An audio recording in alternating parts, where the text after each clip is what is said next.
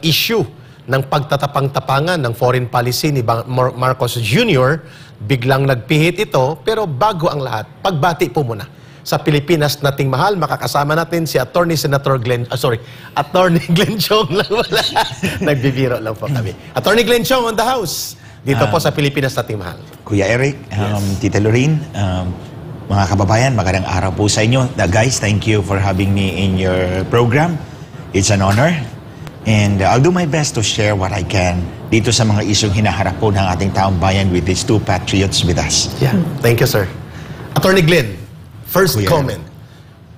Tinumbok ni Attorney Sal Panelo na overacting yung mga nagkikriticize in behalf of Marcos Jr. government, telling them na paano naging sedisyon at naging rebellion ang statement ni Congressman Pantaleon Alvarez when he was only stating the facts stated and stipulated inside the Constitution regarding the functions and the role of the armed forces of the Philippines. And mukhang nababahala ang gobyerno ni Marcos dahil naririnig ng buong sanlibutan at mamamayang Pilipino ang ganong panawagan that there is an option for the armed forces of the Philippines that they are allowed to withdraw support from the Commander-in-Chief when the state and the people are obviously and apparently in danger because of palpak na magiging desisyon ng Pangulo ng Bansa. Attorney Glenn Chong. Unang-una, Kuya Eric, Tita Lorraine, mga kababayan, let's look at a statement of our former speaker, si Congressman Pantaleon Alvarez. It does not fall under rebellion or insurrection under the revised penal code. Dahil po, pag nag-prosecute po tayo ng isang kriminal na akusado based sa aligasyon ng complainant, kailangan natin patunayan yung elements of the crime or elements of the offense. So, nakalatag yan. Anong mga elemento? The first element of rebellion or insurrection is taking up arms, rising publicly and taking up arms against the government. Which absent yun.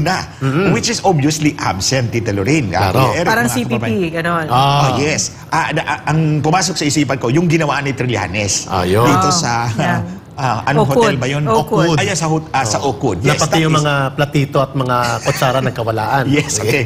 That's rising publicly and taking up arms against the government kasi may dala siyang baril. May mga kasama siyang may dalang baril. That's the first element. Proven yung first element. But in the case of Congressman Alvarez, wala naman bit-bit na armas si Congressman Alvarez doon. Ang bit-bit niya, ang tapang ng kanyang bibig. Correct. At buo ang kanyang loob na sabihin yun. Walang rising publicly, walang taking up arms against the government for the purpose of removing from the government or its laws, the allegiance to the government or its laws, any of its territory, and depriving the chief executive or the legislature of any of its prerogatives of power. Correct. So, ito yung tatlong elemento. Wala yan dyan. Pangalawa, dun sa sedition. Sedition. Again, the first element of sedition is rising publicly and tumultuously. Magulo. So, magulo. Tumultuously. Orderly. Orderly yung mapayapa. Although there were so many people, ang sobrang dami. Doon pala ako nakakita ng kadaming-daming tao.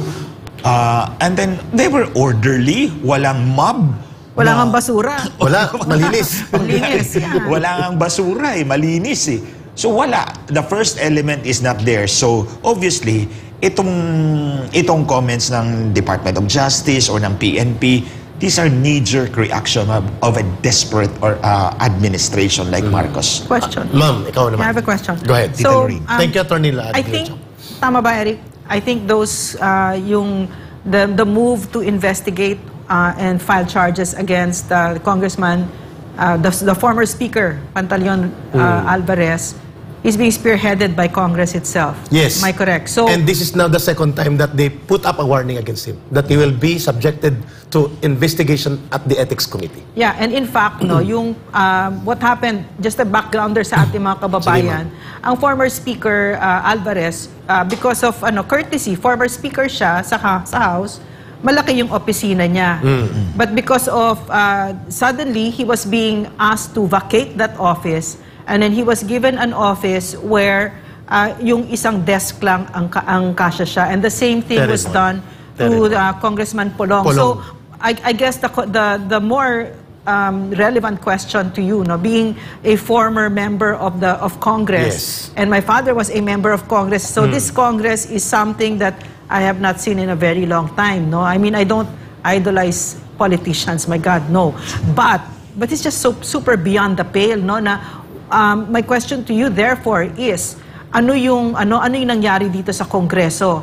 How and gaano kalakas yung epekto ng Speaker of the House, a Martin Romualdez-led Congress, so that what we're seeing now is a Congress that's so shameless towards the Filipino people that they will not make an accounting, that they would detain us illegally and arbitrarily.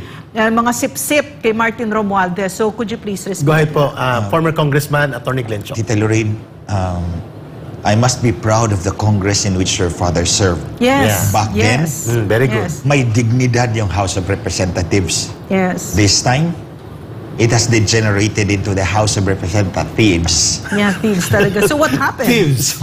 Talaga, pag Mga nanakaw. kababayan, powerful talaga yung speaker. He can do anything to you, even if you are legitimately elected as a representative of your people in your district.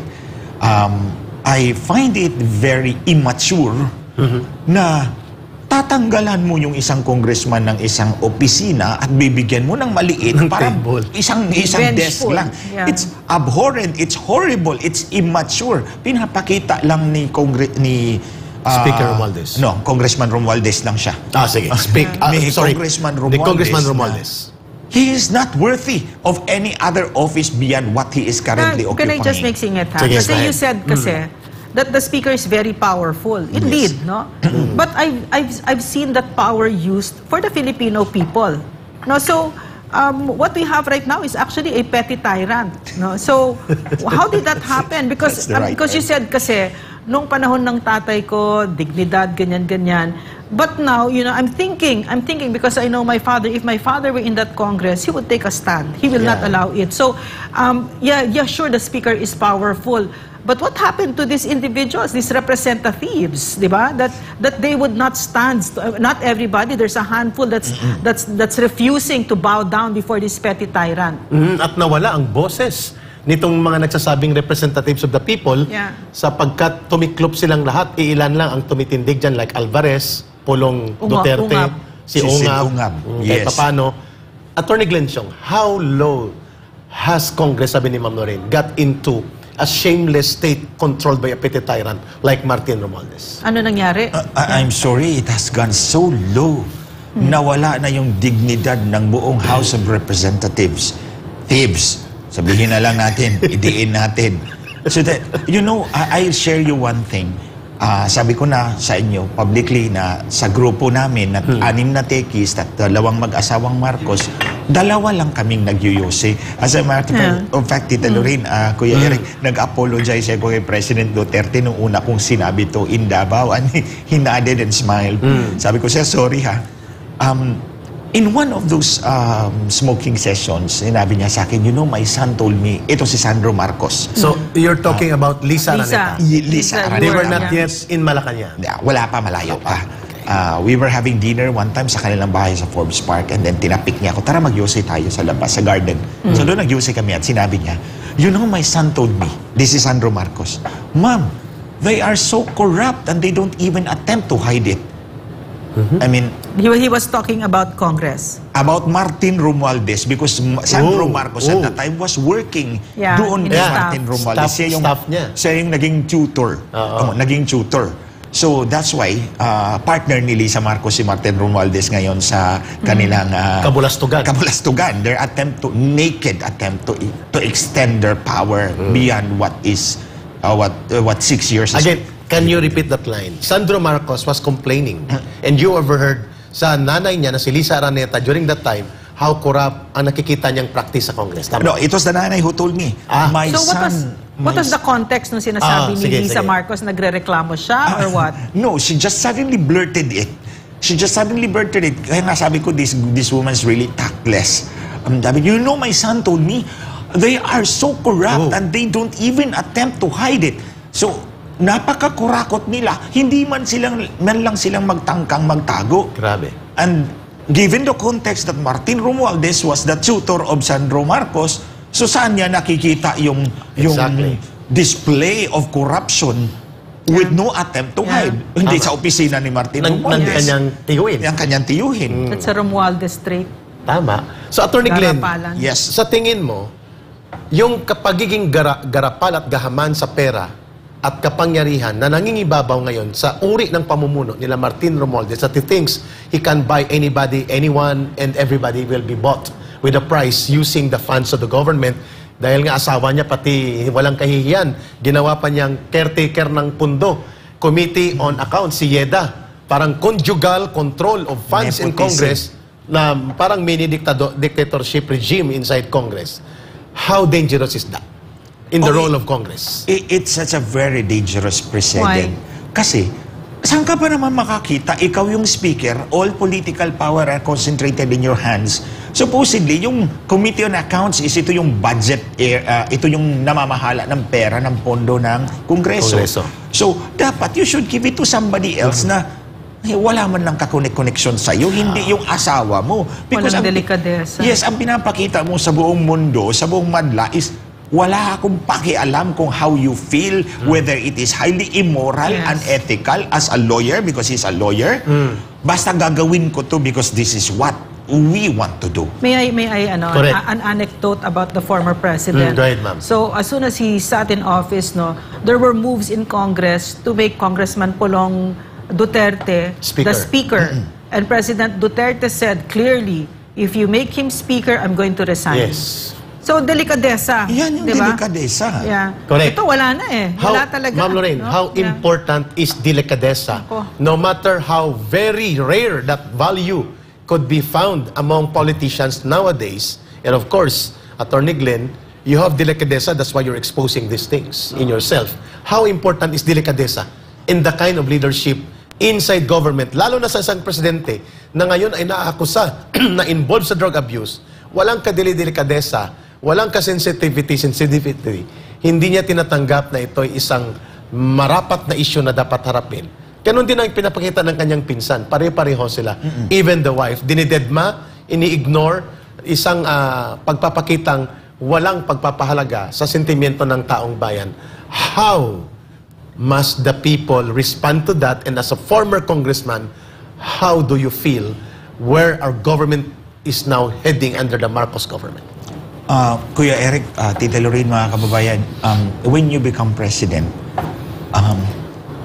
parang lahat ng atensyon nakafocus sa'yo, lahat ng obligasyon, yung duties nasa iyo, pasan mo ang mundo, literally. Because there's 115 million Filipinos out there na looking up to you.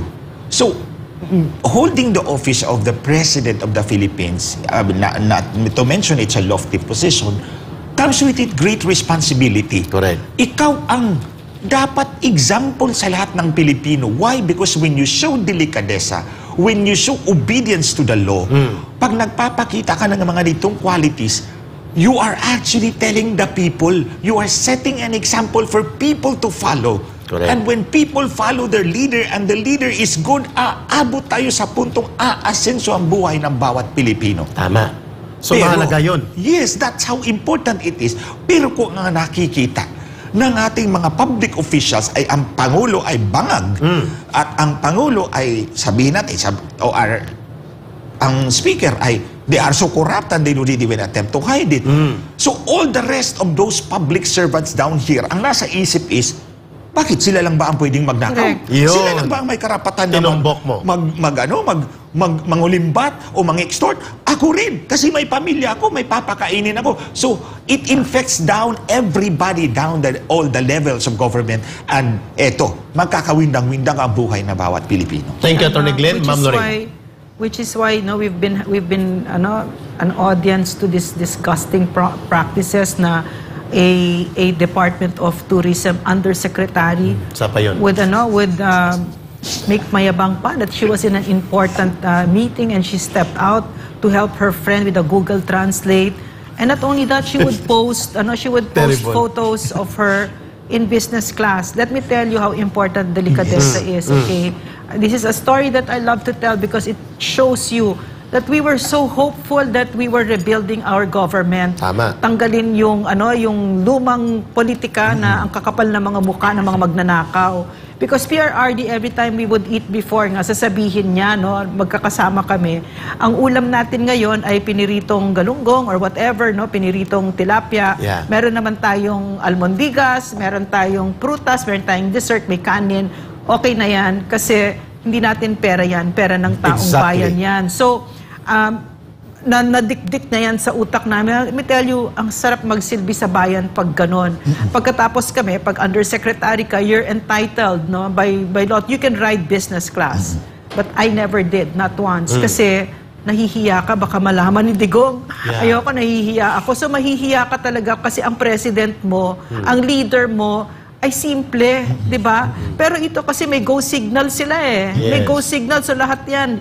Kaya masakit pa, yung nakikita natin ngayon, si Millionario, there's a 220-something Na naman, million 2 days ago loan lang. debtor. Single They're winner. just so makapal about it. Di ba? Like they're saying to the Filipino people, ito, nagnanakaw pa rin ako. Can you do something about it? Yeah. O meron na namang how many millions, hundreds na highly improbable, impossible na nga, statistically impossible na winners ng PCSO. Pero ito, nagnanakaw ako. Bakit? Yes. Rest back ko si Lisa Araneta Marcos. Correct. Di ba? Kaya niya yon, right? And because No? of that, Ma'am Lorraine's observation mo, tatanungin natin si Atty. Glenn Chong. Atty. Glenn Chong, isa sa opening line mo doon, Yeah. sa Tagum, ay tumatak sa mga tao na hindi lamang problema ngayon ang pamumuno ng presidente sapagkat siya po ay kasama niya ang bagahe na tinatawag mong national problem, si Lisa Araneta Marcos. Because ang ibig mo bang sabihin doon, the president right now, Marcos Jr., is just a formal flower-based president and the real powers and governance are exercised by someone who is not elected, does not have the accountability and mandate of the people, and yet she governs the government under the cloud of authority of the husband that is under her control, including sa pinsan na si Martin Romualdez. Is that what you were about to tell the people na sinabi mong national problem itong si Lisa Araneta? Kuya Eric, Tita Lorraine, mga kababayan, uulitin ko yung sinabi ko. Kung si Lisa Marcos nasa harap ko dito, sinampal ko na kaliwat kanan. Kasi nga, bakit ko gusto ko siyang sampalin? Dahil walang hiya itong babaeng ito. Ito ang national problem ng Pilipinas ngayon. Ito ang nakikialam sa lahat ng appointments, sa lahat ng desisyon ng gobyerno. I'll take as an example itong aking personal na experience. Nasa affidavit ko po yan. Nung inalok po nila sa akin yung posisyon ng National Telecommunications Commissioner, sabi ko nga mababa yung pwesto pero tinanggap ko kasi nga dublihin ko sana yung free data ng mga kababayan natin. Malaking tulong yan. Malaking tulong. Malaking tulong yan. At feeling ko kaya kong brasuhin si Smart, si Dito at si Globe. Nag-selfie kami, pagkatapos kong umuo, Tita Lorraine, Kuya Eric, nag-selfie kami, si Hubert Guevara, yung nag-selfie, yung namayapang SEC Commissioner, at pinadala kay Lisa, at pinakita niya sa akin. So, ang nasa isip ko, si Lisa ang nag-offer nito. Hindi naman tong dalawa pupunta sa akin kung hindi naman may go signal ni Lisa. I know her, I worked with her for 6 years. And then, the next day, nagpasalamat ako sa kanya for remembering me. Tapos, December 9, 2022, 5th death anniversary ni Richard, exactly that day tumawag si Yung Ivan. driver, Yes, security yung personal Your aid ko. aid, yeah. Sabi ni Ivan, oy, papada kaming Brussels mamayang hapon. Pinirmahan na ni Presidente yung appointment mo. That was Congratulations. December 2022. December 9, 2022. The next day, itong ating kasama si MJ Mundial. Tinext ako, Sir, congratulations, NTC Commissioner ka pala. So alam na nila. Although, I just waited for announcement. The end of the year, tinext ako ng kaibigan ko, yung pangalan mo nawala na. Kausapin mo si First Lady. So, I did not lift a finger to talk to her. So, inantay ko na lang. Then, February 10, iba ang inappoint nila. So, alam ko na, although tinupad ni Marcos yung kanyang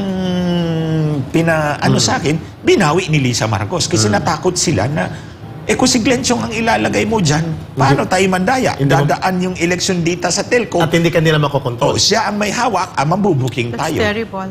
Yeah. So, doon mo inuugnay yun? Yes. Because they are up into something sinister. Yes. Which they did during the elections. Yun ang In tanong namin. 2022, yes. I honestly believe that. Ang paniniwala mo, yung pagpigil ni Lisa Araneta Marcos sa kanyang asawa na ma-appoint ka sa NTC because of the sensitivity of the position that you may endanger at mapipigilan mo ang pandarayang gagawin sa mga susunod na agenda. eleksyon.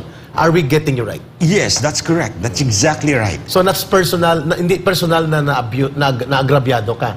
But you feel na ginamit niya itong kanyang kapangyarihan para ipagpapatuloy niya ang kanyang mga ginagawa na maniobra sa eleksyon na ginagawa niya dati. Yes, Kuya Eric, Tita Lorraine, ang gusto talaga niya is after matapos yung termino ni Marcos si Junior, is salpak niya muna si Tambaloslos for 6 years to hold the fort.